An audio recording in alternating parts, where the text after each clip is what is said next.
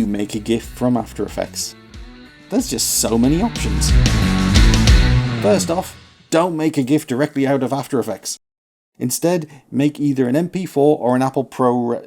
Actually, no, just make an MP4. They're smaller, they take the same time to render, and you can do more. Also, some websites like Reddit prefer MP4s to GIFs, so if you're promoting your stuff, then MP4 is often smaller as well. But I regularly want to share my animations on my YouTube community posts, but I don't want to upload a video as that messes up my upload counts, your notifications. So instead, I'll use a GIF. But getting a small graphics interchange format file that retains quality is tricky. And knowing what settings to alter is trickier again. There are a lot of options out there and it's difficult to work out the best approach. So to try to answer that, I've taken this clip from my video, How to Animate Characters in Element, as a benchmark. It's got a moving camera, an organic background and some effects, and I think it should work pretty well. I ran the MP4 through Adobe Media Encoder using the animated GIF option, and as it has no transparency, chose the default animated GIF match source option. YouTube likes square images for its community posts, so I then re-rendered taking this into account and also dropping the frame rate down from 30 FPS to 12.5. There is no 15 FPS option. But Media Encoder isn't the only game in town. I also tried importing the video into Photoshop,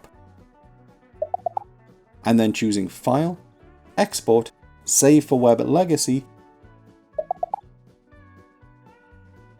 and the preset for GIF 128 dithered. Next to compare, let's look at web services. In the desktop Creative Cloud app, there's an option under Web for Creative Cloud Express. When you click on that, it opens a web page, logging you in and provides a bunch of templates to make it very quick and easy to prepare images for social media, book covers. Hey look, YouTube thumbnails! Just under there, there's a quick actions menu, and if you select the video option, there's an action for Convert to GIF. This is a cloud-based service. All you need to do is upload your video file, choose between large, medium and small, and your aspect ratio, and Creative Cloud Express converts your video for you. But I mean, how do you know which one's the best setting? It would be crazy to upload the same video again and again to try out the different results. Yeah, that's what I did. And if we are going to use an online service, we'd better compare it to Giphy.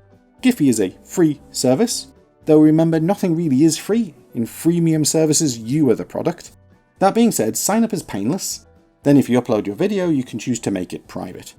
And Giphy hosts the file for you. Being an image on the internet, you can just right-click and download it. Finally, there's another option. AEJuice provides a script which comes with their free plugin. Convert to GIF uses AE's render queue, though you don't need to worry about anything, running the script takes care of that for you. Last thing to mention, YouTube currently has a maximum image limit for community posts of 16 megabytes. So, what's the result? By far the most useless option is AME's default setting for animated GIF. For a 5-second video that was only 6 megabytes in file size, this setting produced an image file of 166 megabytes. That was at HD resolution admittedly. Tweaking the settings, I got that down to 9 megabytes at 480 pixels.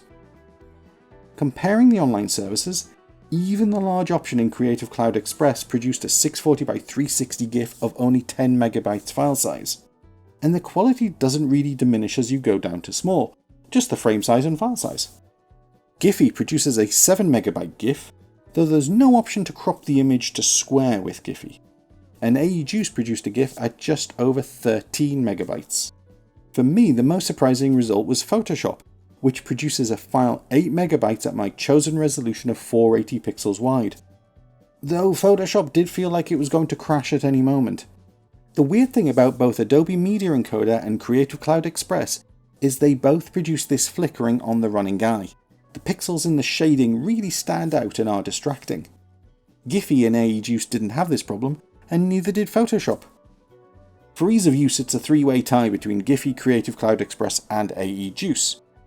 Adobe Media Encoder is right there, but you have to experiment to get an optimized look.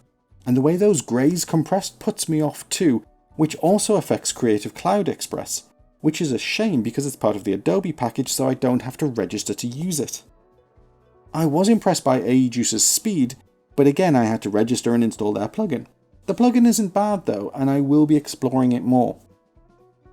I've used Giphy a lot in the past, but I was really surprised by Photoshop. So my verdict is this. If you have the full Creative Cloud suite, Photoshop is an excellent GIF creator, especially if you have concerns over data. If you just have After Effects and are happy with AgeUse's terms and conditions, then their plugin has some other cool time-saving features, and that makes it worth checking out.